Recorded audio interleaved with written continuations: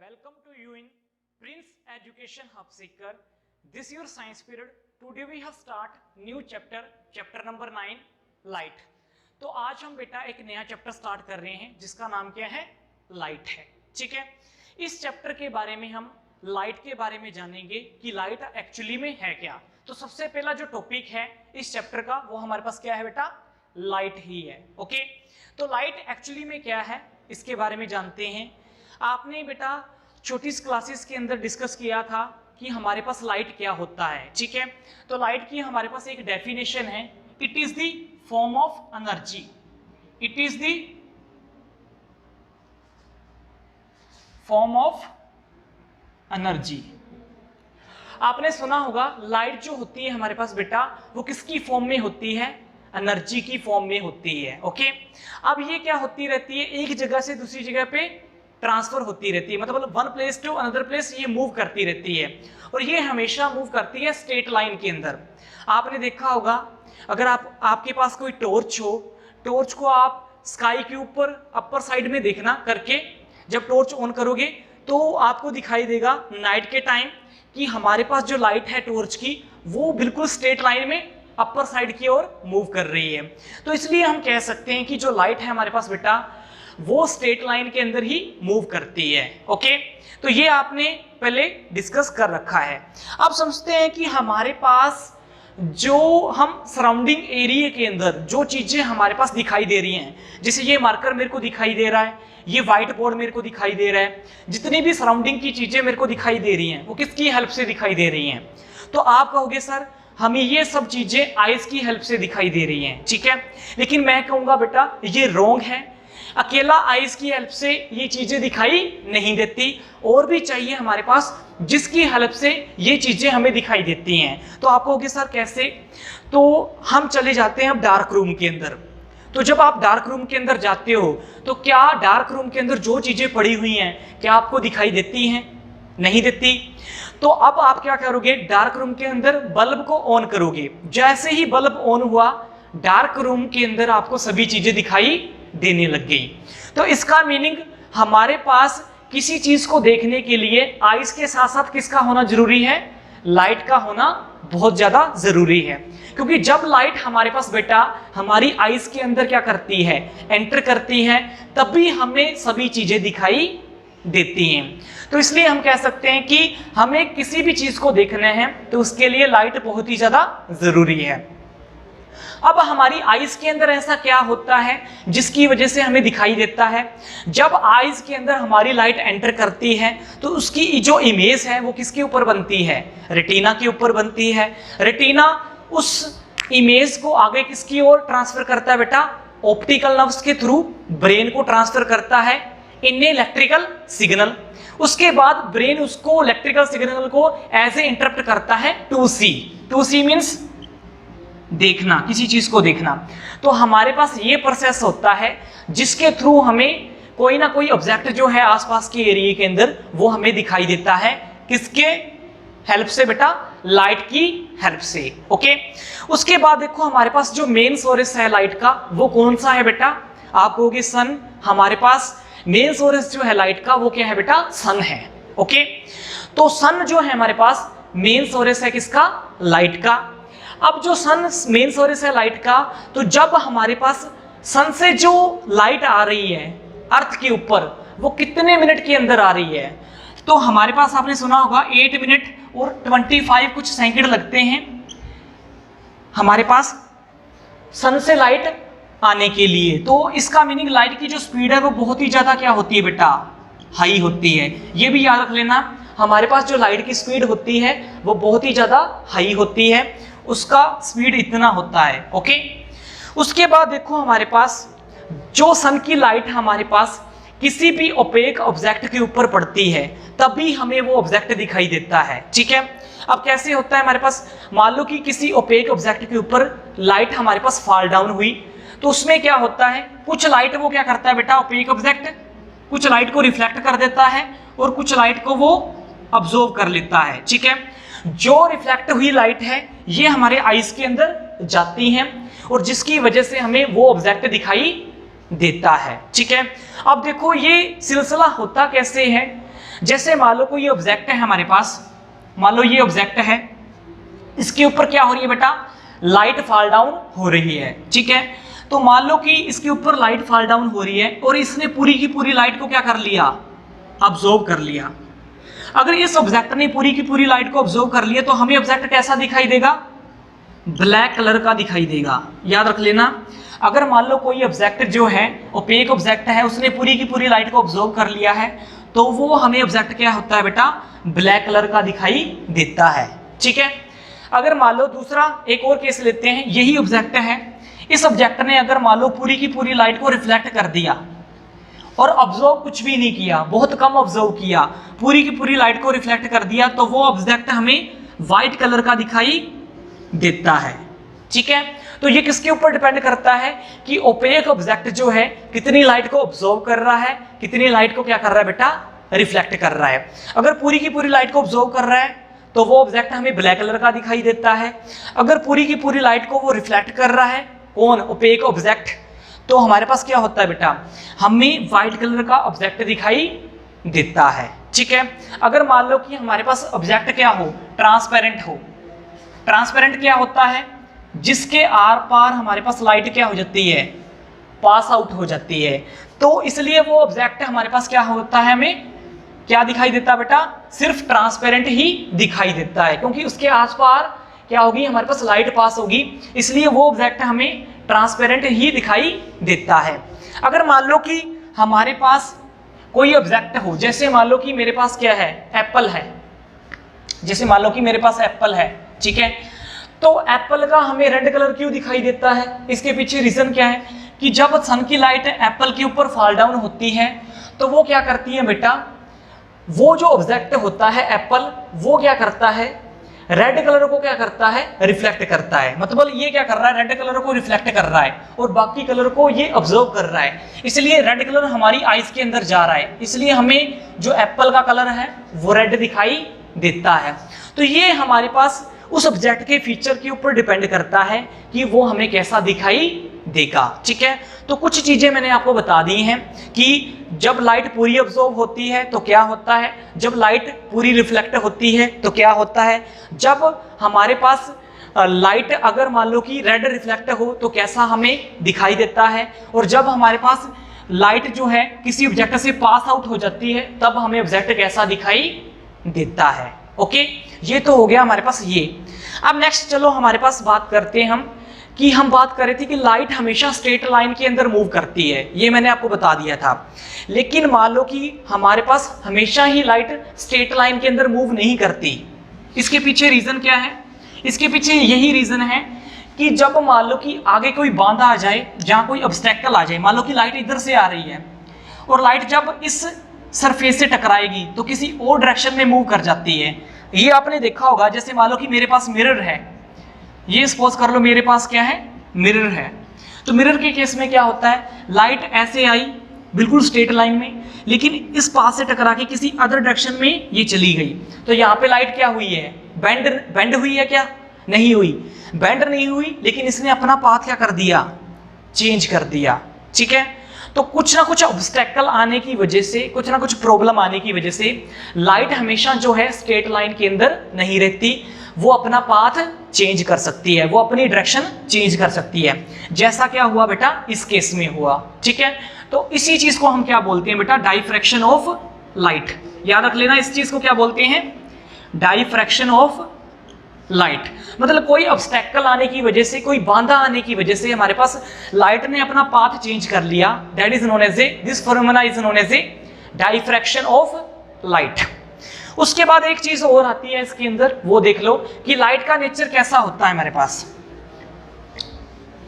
पहले से ये समझते थे कि लाइट का जो नेचर है हमारे पास वो वेव होता है, कुछ समझते थे कि लाइट का जो नेचर है पार्टिकल की तरह बिहेव करती है।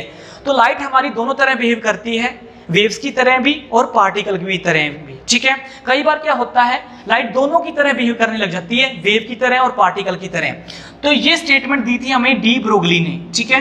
डी ब्रोगली साइंटिस्ट ने कहा था कि लाइट का क्या होता है बेटा, ड्यूल नेचर होता है, ठीक है, डबल नेचर होता है, जिसकी वजह से लाइट जो है वो बिहेव करती है एज ए वेव और एज ए पार्टिकल, ठीक है।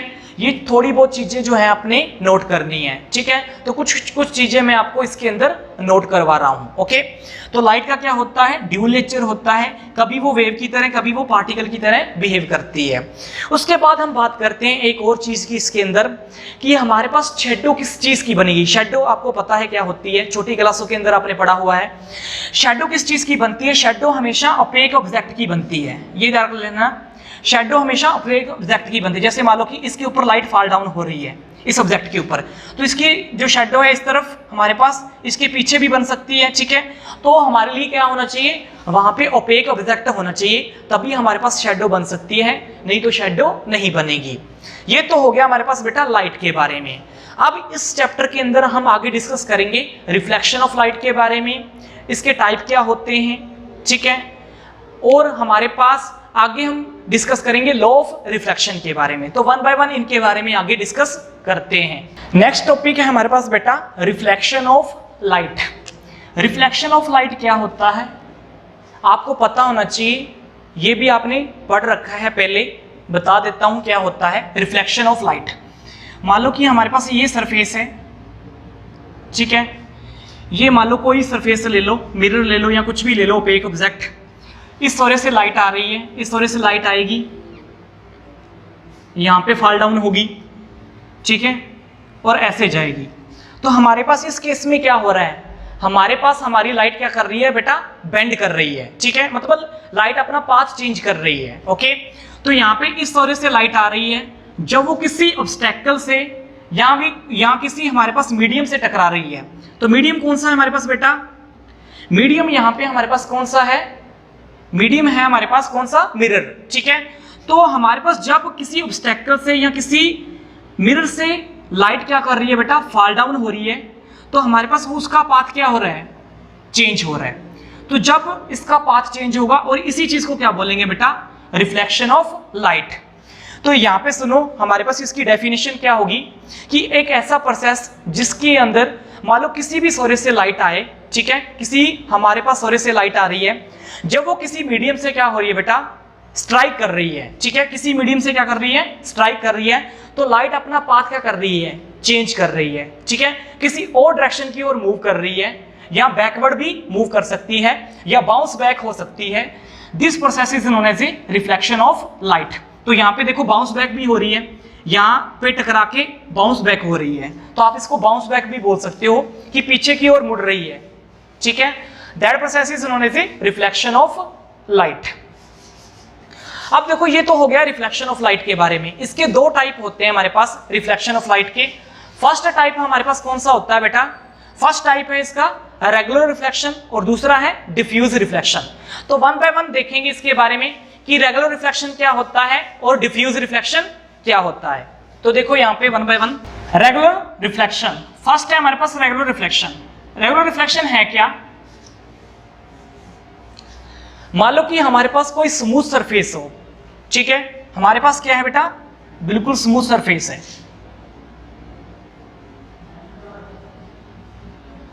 किसी स्मूथ सरफेस के ऊपर हमारे पास क्या हो रहा है, स्मूथ सरफेस है, तो सपोज कर लो ये मिरर है।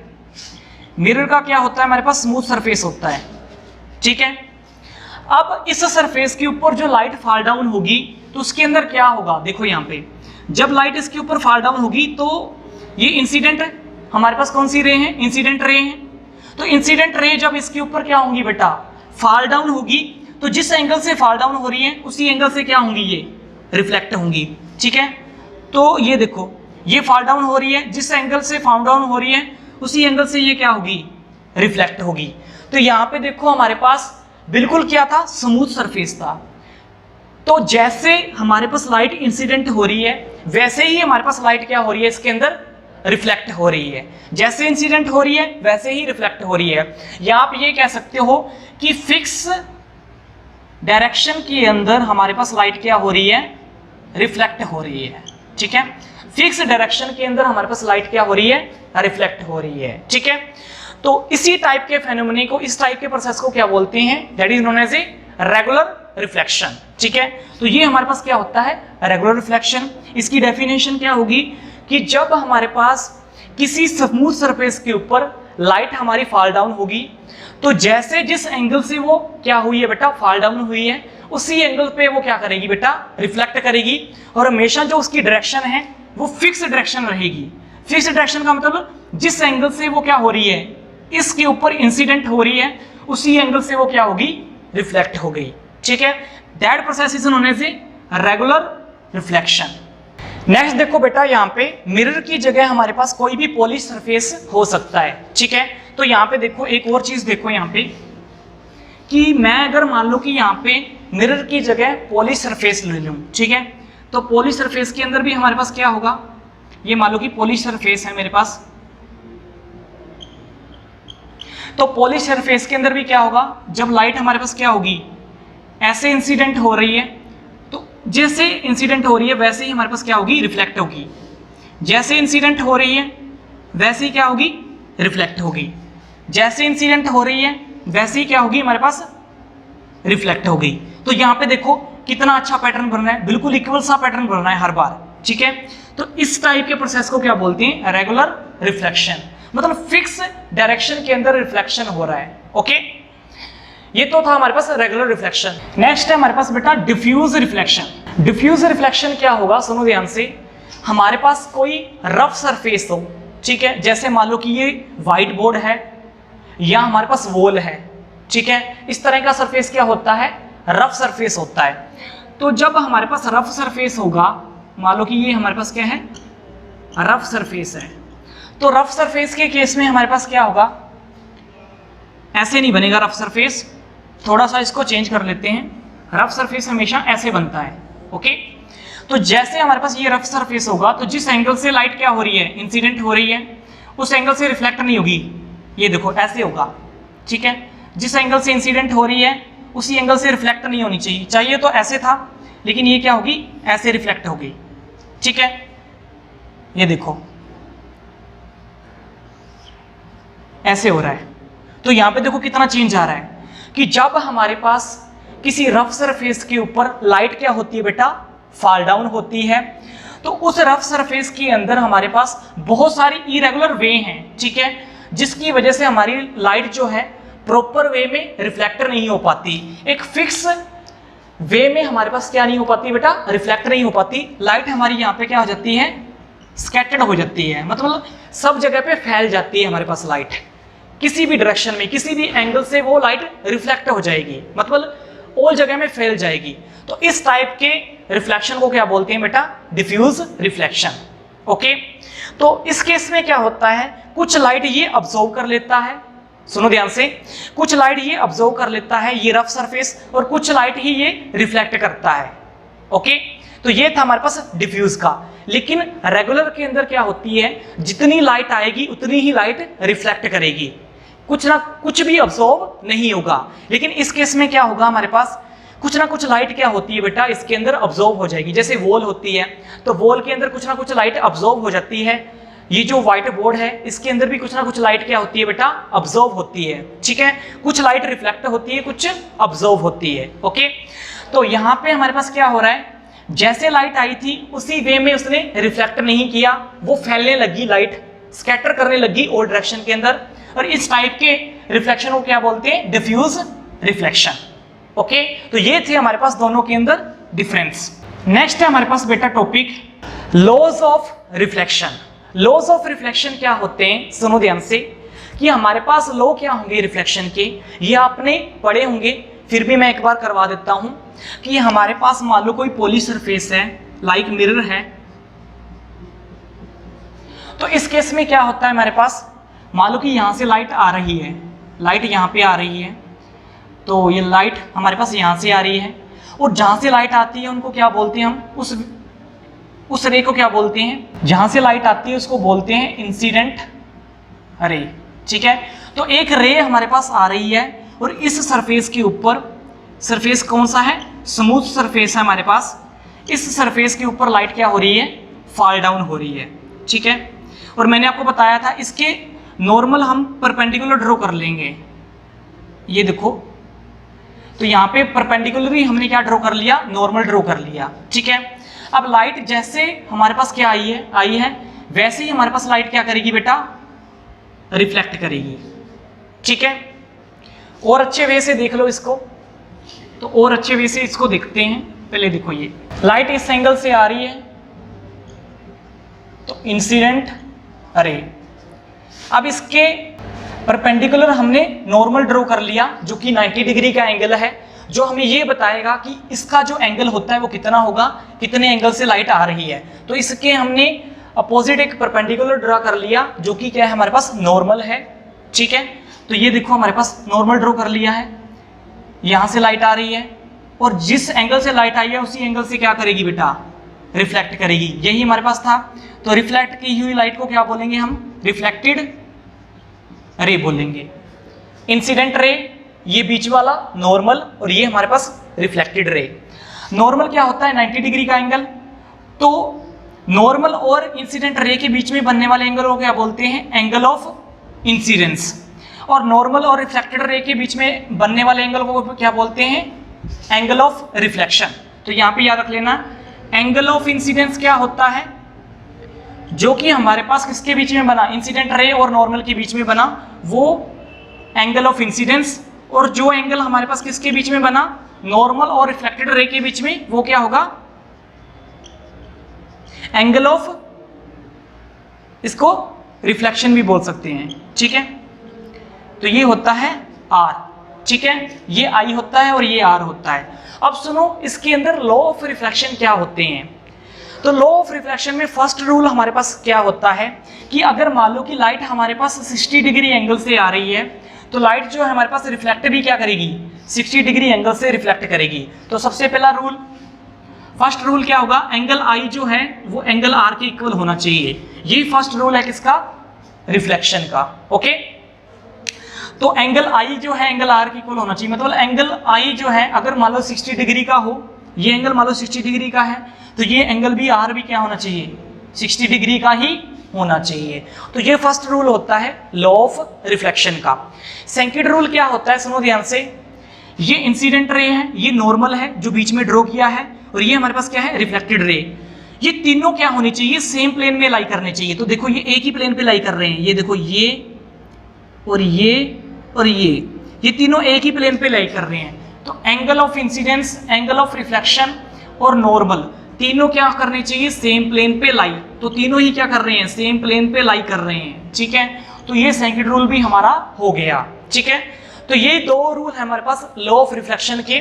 फर्स्ट रूल क्या है, एंगल ऑफ इंसिडेंस किसके इक्वल होना चाहिए, एंगल ऑफ रिफ्लेक्शन के, ठीक है, वो आपको पता लग गया। सेकंड रूल क्या है, एंगल ऑफ इंसिडेंस, नॉर्मल और एंगल ऑफ रिफ्लेक्शन तीनों सेम प्लेन पे लाई करनी चाहिए। तो तीनों सेम प्लेन पे ही हमारे पास क्या हो रहे हैं, लाई हो रहे हैं। तो दोनों रूल के बारे में हमने पढ़ लिया है। तो ये होते हैं लॉ ऑफ रिफ्लेक्शन। नेक्स्ट है हमारे पास बेटा type of image formed bye mirror.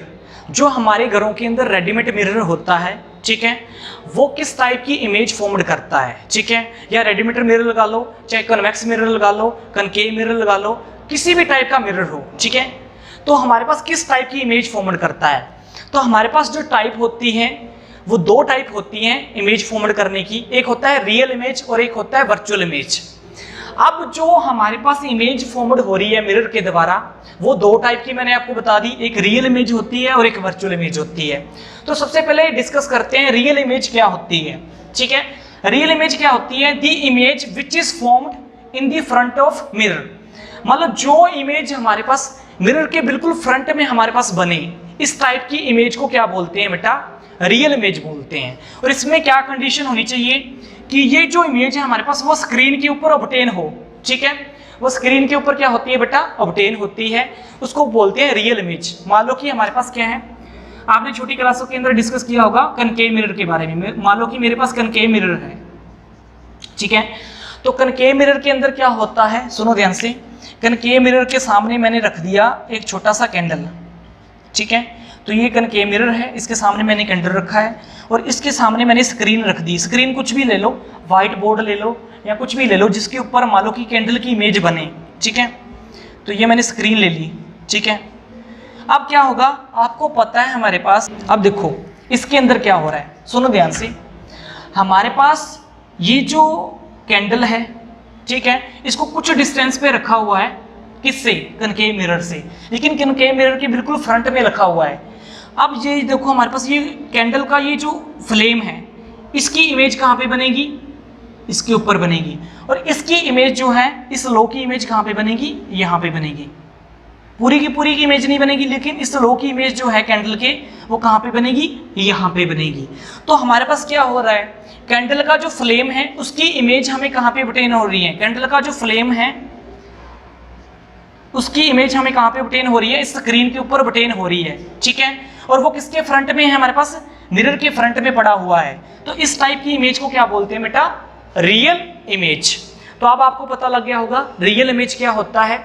जो इमेज हमारे पास किसके फ्रंट में फाउंड होती है, मिरर के फ्रंट में अगर हमारे पास फाउंड हो, ठीक है, और जो कि हमें ऑब्टेन हो स्क्रीन के ऊपर, इस टाइप की इमेज को क्या बोलते हैं, रियल इमेज। तो यहाँ पे मैंने एक्टिविटी करके दिखा दिया। मान लो कि कनकेव मिरर है, इसके सामने हमने कैंडल को रख दिया, कैंडल की फ्लेम की इमेज यहाँ पे बनेगी, इसकी इमेज स्क्रीन के ऊपर हमें क्या होगी, ऑब्टेन होगी, और इसी टाइप की इमेज को क्या बोलते हैं, रियल इमेज। ओके, ये तो था हमारे पास रियल इमेज के बारे में। नेक्स्ट देखो वर्चुअल इमेज क्या होती है। वर्चुअल इमेज की बात करें, the image which is formed behind the mirror. ये जो इमेज है हमारे पास कहां पे बनती है बेटा, मिरर के बिल्कुल पीछे बनती है। आप देखना जब आप फ्रंट में खड़े होंगे, मान लो कि मैं फ्रंट में खड़ा हूं, आपके घर में रेडीमेड मिरर होगा, उसके फ्रंट में आप खड़े हो जाइए, तो आपको पता लगेगा कि जो इमेज मेरी बन रही है मिरर के अंदर वो बिल्कुल पीछे हटके बन रही है। तो ये होता है हमारे पास किसके अंदर, वर्चुअल इमेज के अंदर। तो रेडीमेड मिरर के अंदर जो इमेज बन रही है वो कौन सी है, वर्चुअल इमेज, जो कि मिरर के बिल्कुल पीछे बनेगी, ठीक है। ऐसे हमें अपीयर होगा, ऐसे हमें दिखाई देगा कि जो इमेज बन रही है वो बिल्कुल पीछे बन रही है मिरर के, ठीक है। जो इमेज हमारे पास स्क्रीन के ऊपर ऑब्टेन नहीं होगी, तो वर्चुअल इमेज हमें कभी भी स्क्रीन के ऊपर ऑब्टेन नहीं होती। मान लो कि ये रेडीमेड मिरर लगा रखा है घर के अंदर, ये हमारे पास क्या है, प्लेन मिरर है घर के अंदर, जिसको हम रेडीमेड मिरर बोलते हैं। इसके सामने मैंने कैंडल को रख दिया, तो कैंडल का जो फ्लेम है, यहाँ पे स्क्रीन है मेरे पास, ठीक है। तो कैंडल के फ्लेम जो है इसके ऊपर पड़ेगा, कैंडल की फ्लेम की इमेज इसके ऊपर पड़ेगी, या इसकी इमेज यहाँ पे बनेगी, लेकिन कैंडल के फ्लेम की इमेज यहाँ पे ऑब्टेन नहीं होगी। चाहे इसके पीछे आगे रख दें, मिरर के पीछे रख दें, चाहे स्क्रीन को आगे रख दें, चाहे स्क्रीन को पीछे रख दें, लेकिन दोनों साइड ही हमारे पास इमेज जो है इस कैंडल के फ्लेम की या कैंडल की, वो हमें स्क्रीन के ऊपर ऑब्टेन नहीं होगी। और इसी टाइप की इमेज को क्या बोलते हैं बेटा, वर्चुअल इमेज। तो जो इमेज हमारे पास किसके पीछे बन रही है, बिहाइंड दी मिरर बन रही है, मिरर के बिल्कुल पीछे बन रही है, और जो स्क्रीन के ऊपर ऑब्टेन नहीं होती, इस टाइप की इमेज को बोलते हैं वर्चुअल इमेज। अब आप सर ये कहोगे कि उस मिरर के अंदर रियल इमेज बन रही थी, लेकिन इस मिरर के अंदर रियल इमेज क्यों नहीं बन रही, इसके पीछे रीजन क्या है, दोनों मिरर अलग अलग हैं। ये हमारे पास प्लेन मिरर था, वो कौन सा था, कनकेव मिरर। आगे बताएंगे कनकेव मिरर क्या होता है, प्लेन मिरर क्या होता है। ओके, नेक्स्ट टॉपिक है हमारे पास बेटा, formation of image in a plane mirror. जो प्लेन मिरर होता है हमारे पास, रेडीमेड मिरर होता है, उसके अंदर हमारे पास जो फॉर्मेशन है इमेज बनने की, वो कैसे होती है, सुनो ध्यान से। इमेज हमारे पास किस किस तरह की बनती है। तो सबसे पहले देखो, a plane mirror always form virtual and erect image. सबसे पहले देखो हमारे पास जो प्लेन मिरर होता है, अगर मैं प्लेन मिरर के बिल्कुल फ्रंट में खड़ा हो जाऊं, तो जो प्लेन मिरर होता है उसके अंदर इमेज मेरी कैसी बनेगी बेटा, वर्चुअल बनेगी। वर्चुअल मैंने आपको पीछे बता दिया था। वर्चुअल इमेज कौन सी होती है, जो हमें स्क्रीन के ऊपर ऑब्टेन नहीं होती, जो मिरर के पीछे बनती है, बिहाइंड द मिरर बनती है, ठीक है। तो वो हमारे पास इमेज बनेगी प्लेन मिरर के अंदर। और देखना बिल्कुल इरेक्ट बनेगी, इरेक्ट मतलब बिल्कुल सीधी। जैसे मान लो कि मैं प्लेन मिरर के सामने खड़ा हूं, तो मेरी इमेज बिल्कुल सीधी बनेगी, ठीक है, सीधी ही दिखाएगा प्लेन मिरर। ओके, तो ये आपको पता ही है, ठीक है। सेकंड क्या होता है, the distance of image and that of the object is equal from the mirror. देखो मान लो कि हमारे पास मेरे सामने मिरर लगा हुआ है, अगर मैं मिरर से 1 मीटर की दूरी पे खड़ा हूं, ठीक है, मान लो कोई ऑब्जेक्ट है या मैं हूं, सपोज कर लो मैं कोई ऑब्जेक्ट हूं, ठीक है, मैं मिरर से 1 मीटर की डिस्टेंस पे खड़ा हूं, तो मेरी जो इमेज बनेगी वो पीछे मिरर के, वो भी 1 मीटर की डिस्टेंस पे बनेगी, ठीक है। तो अगर मान लो कि मैं 1 मीटर की डिस्टेंस से मिरर के फ्रंट में खड़ा हूं, तो मेरी इमेज जो पीछे बनेगी मिरर के अंदर, वो भी 1 मीटर की डिस्टेंस पे ही बनेगी। ठीक है, तो ये कहना चाहता है, मतलब जितनी हमारे पास ऑब्जेक्ट की डिस्टेंस होगी उतनी ही हमारे पास डिस्टेंस किसकी होगी, इमेज की, किसी मिरर के अंदर। ओके, दोनों इक्वल होगी। थर्ड हमारे पास क्या है, the image formed by plane mirror is literally inverted. ठीक है, तो जो इमेज फॉर्मड होती है प्लेन मिरर के द्वारा वो हमारे पास लिटरली इन्वर्टेड होती है। लिटरली इन्वर्टेड मीन्स अगर मान लो कि मैं फ्रंट में खड़ा हूं प्लेन मिरर के, अगर मैंने मार्कर लेफ्ट हैंड में पकड़ा हुआ है, मैंने मार्कर कहां पे पकड़ा हुआ है, लेफ्ट हैंड में, तो आपको मिरर के अंदर जो लेफ्ट हैंड में पकड़ी हुई चीज है वो आपको राइट हैंड में शो होगी। इसी चीज को क्या बोलते हैं, लिटरली इन्वर्टेड, मतलब उल्टा। ठीक है, उल्टा अपीयर होता है हमारे पास किसके अंदर, प्लेन मिरर के अंदर। अगर मैंने लेफ्ट हैंड में कोई चीज पकड़ी हुई है मेरे को राइट हैंड में दिखाई देगी, अगर मेरे को राइट हैंड में कोई चीज पकड़ी हुई है तो वो मेरे को प्लेन मिरर के अंदर लेफ्ट हैंड में दिखाई देगी। और इसी चीज को क्या बोलते हैं, लिटरली इन्वर्टेड। ओके, एक चीज और देखना इसके अंदर, मान लो कि हमारे पास जितना ऑब्जेक्ट का साइज होगा, मान लो कि ऑब्जेक्ट का जितना भी साइज है उतनी ही साइज की उसकी इमेज बनेगी, उससे कम या ज्यादा कभी नहीं बनेगी प्लेन मिरर के अंदर। ठीक है, तो जितने साइज का हमारे पास ऑब्जेक्ट होगा उतनी ही साइज की इसके अंदर क्या बनेगी, इमेज बनेगी। ये चीज भी आपने नोट कर लेनी है। तो ये था हमारे पास formation of image in a plane mirror. तो आज हमने बेटा काफी टर्म डिस्कस की, जैसे हमने लाइट के बारे में डिस्कस किया, रिफ्लेक्शन के बारे में डिस्कस किया, टाइप ऑफ रिफ्लेक्शन के बारे में डिस्कस किया, उसके बाद हमने इमेज के बारे में डिस्कस किया कि रियल इमेज होती है, वर्चुअल इमेज होती है। तो इन चीज़ों को आपने अच्छे से पढ़ना है बुक से। अगर कोई भी डाउट हो तो मेरे से पूछ सकते हो any time. Thanks for watching this video.